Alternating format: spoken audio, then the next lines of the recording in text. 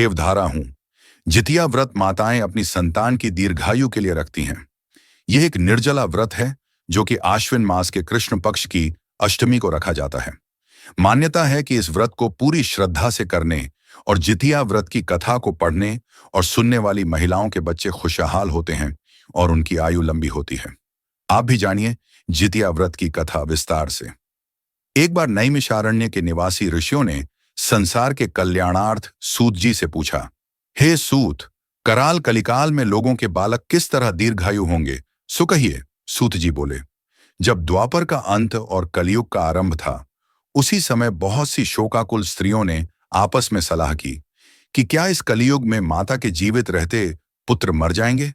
जब वे आपस में कुछ निर्णय नहीं कर सकीं, तब गौतम जी के पास पूछने के लिए गईं। जब उनके पास पहुंची तो उस समय गौतम जी आनंद के साथ बैठे थे।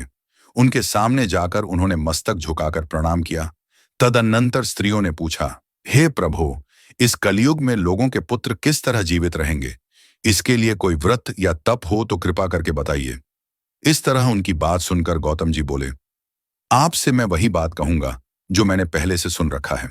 गौतम जी ने कहा, जब महाभारत युद्ध का अंत हो गया और द्रोण पुत्र अश्वत्थामा के द्वारा अपने बेटों को मरा देखकर सब पांडव बड़े दुखी हुए, तो पुत्र के शोक से व्याकुल होकर द्रौपदी अपनी सखियों के साथ ब्राह्मण श्रेष्ठ धौम्य के पास गईं और उसने धौम्य से कहा, हे विप्रेंद्र, कौन सा उपाय करने से बच्चे दीर्घायु हो सकते हैं? कृपा करके ठीक ठीक कहिए। धौम्य बोले, सत्य युग में सत्य वचन बोलने वाला, सत्याचरण करने वाला समदर्शी जीमूत वाहन नामक एक राजा था। एक बार वह अपनी स्त्री के साथ अपनी ससुराल गया और वहीं रहने लगा। एक दिन आधी रात के समय पुत्र के शोक से व्याकुल कोई स्त्री रोने लगी, क्योंकि वह अपने बेटे के दर्शन से निराश हो चुकी थी। उसका पुत्र मर चुका था। वह रोती हुई कहती थी, हाय, मुझ बूढ़ी माता के सामने मेरा बेटा मरा जा रहा है। उसका रुंदन सुनकर राजा जीमूत वाहन का तो मानो हृदय विदीर्ण हो गया। वह तत्काल उस स्त्री के पास गया और उससे पूछा, तुम्हारा बेटा कैसे मरा है? बूढ़ी ने कहा, गरुड़ प्रतिदिन आकर गांव के लड़कों को खा जाता है। इस पर दयालु राजा ने कहा, माता, अब तुम रो मत, आनंद से बैठो, मैं तुम्हारे बच्चे को बचाने का यत्न करता हूं। ऐसा कहकर राजा उस स्थान पर गया जहां गरुड़ आकर प्रतिदिन मांस खाया करता था। उसी समय गरुड़ भी उस पर टूट पड़ा और मांस खाने लगा। जब अतिशय तेजस्वी गरुड़ ने राजा का बायां अंग खा लिया तो झटपट राजा ने अपना दाहिना अंग फेरकर गरुड़ के सामने कर दिया। यह देखकर गरुड़ जी ने कहा, तुम कोई देवता हो? कौन हो तुम? मनुष्य तो नहीं जान पड़ते। अच्छा, अपना जन्म और कुल बताओ। पीड़ा से व्याकुल मन वाले राजा ने कहा, हे पक्षीराज, इस तरह के प्रश्न करना व्यर्थ है। तुम अपनी इच्छा भर के मेरा मांस खाओ। यह सुनकर गरुड़ रुक गए और बड़े आदर से राजा के जन्म और कुल की बात पूछने लगे। राजा ने कहा, मेरी माता का नाम है शैव्या और मेरे पिता का नाम शालिवाहन है। सूर्यवंश में मेरा जन्म हुआ है और जीमूत वाहन मेरा नाम है। राजा की दयालुता देखकर गरुड़ ने कहा, हे महाभाग, तुम्हारे मन में जो अभिलाषा हो वह वर मांगो। राजा ने कहा, हे पक्षीराज, यदि आप मुझे वर दे रहे हैं तो वर दीजिए कि आपने अब तक जिन प्राणियों को खाया है वे सब जीवित हो जाएं। हे स्वामिन, अब से आप यहां बालकों को न खाएं और कोई ऐसा उपाय करें कि जहां जो उत्पन्न हो वे लोग बहुत दिनों तक जीवित रहें। धौम्य ने कहा कि पक्षीराज गरुड़ राजा को वरदान देकर स्वयं अमृत लाने के लिए नागलोक चले गए। वहां से अमृत लाकर उन्होंने उन मरे मनुष्यों की हड्डियों पर बरसाया। ऐसा करने से सब लोग जीवित हो गए जिनको कि पहले गरुड़ ने खाया था। राजा के त्याग और गरुड़ की कृपा से वहां वालों का बहुत कष्ट दूर हो गया। उस समय राजा के शरीर की शोभा दूनी हो गई थी। राजा की दयालुता देखकर गरुड़ ने फिर कहा, मैं संसार के कल्याणार्थ एक और वरदान दूंगा। आज आश्विन कृष्ण सप्तमी से रहित शुभ अष्टमी तिथि है। आज ही तुमने यहां की प्रजा को जीवन दान दिया है।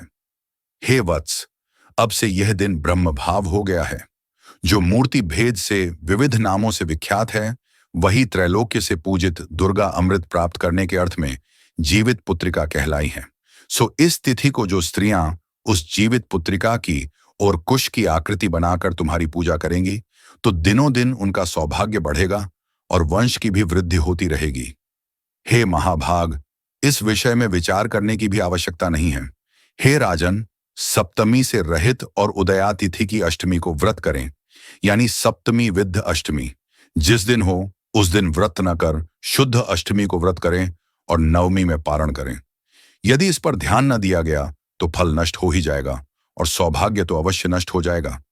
जीमूत वाहन को इस तरह का वरदान देकर गरुड़ वैकुंठ धाम को चले गए और राजा भी अपनी पत्नी के साथ अपने नगर को वापस चले आए। धौम्य द्रौपदी से कहते हैं, हे देवी, मैंने यह अतिशय दुर्लभ व्रत तुमको बताया है। इस व्रत को करने से बच्चे दीर्घायु होते हैं। हे देवी, तुम भी पूर्वोक्त विधि से यह व्रत और दुर्गा जी का पूजन करो तो तुम्हें अभिलाषित फल प्राप्त होगा।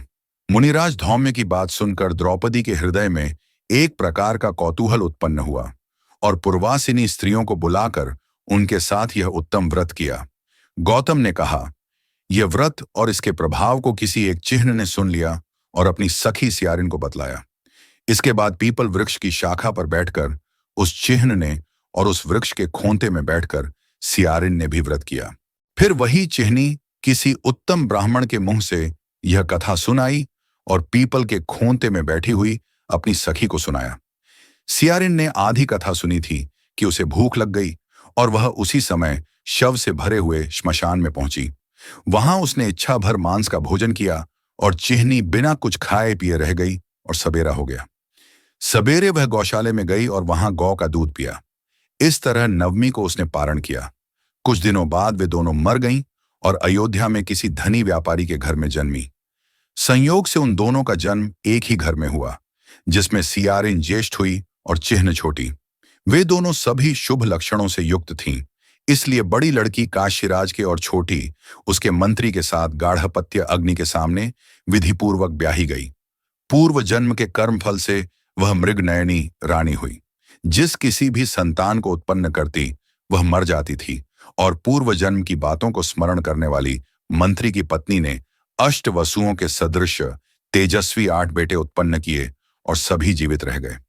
अपनी बहन के पुत्रों को जीवित देखकर ईर्ष्यावश राजपत्नी ने अपने स्वामी से कहा कि यदि तुम मुझे जीवित रखना चाहते हो तो इस मंत्री के भी पुत्रों को उसी जगह भेज दो जहां मेरे बेटे गए हैं, अर्थात इन्हें मार डालो। यह सुनकर राजा ने उस मंत्री के पुत्रों को मारने के लिए कई ने प्रकार के उद्योग किए, पर मंत्री पत्नी ने जीवित पुत्रिका के पुण्य बल से बचा लिया। एक दिन राजा ने अपने आदमियों से उन पुत्रों का सिर कटवाकर पिटारी में रखवाया और वह पिटारी उनकी माता मंत्री पत्नी के पास भेज दिया। किंतु वे 8 शेर बेशकीमती जवाहरात हो गए और भले चंगे वे 8 लड़के अपनी माता के पास वापस चले गए। उनको जीवित देखकर राजपत्नी को बड़ा विस्मय हुआ। अंत में वह मंत्री की पत्नी के पास आई और उसने पूछा, बहन, तुमने कौन सा ऐसा पुण्य किया है जिससे बार बार मारे जाने पर भी तुम्हारे बेटे नहीं मरते? इस पर मंत्री की पत्नी ने कहा, पूर्व जन्म में मैं चेहल थी और तुम सियारिन, दोनों ने व्रत किया था। तुमने व्रत के नियमों का भली भांति पालन नहीं किया था और मैंने किया था। इसी दोष से हे बहन, तुम्हारे बेटे नहीं जीते हैं। ओ राजरानी, अब भी तुम उस जीवित पुत्र का व्रत को करो तो तुम्हारे बेटे दीर्घायु होंगे। मैं तुमसे सच सच कह रही हूं। उसके कथनानुसार रानी ने व्रत किया। तभी से उसके कई बेटे सुंदर और दीर्घायु होकर बड़े बड़े राजा हुए। सूत जी कहते हैं कि सब प्रकार का आनंद देने वाला मैंने यह दिव्य व्रत बतलाया।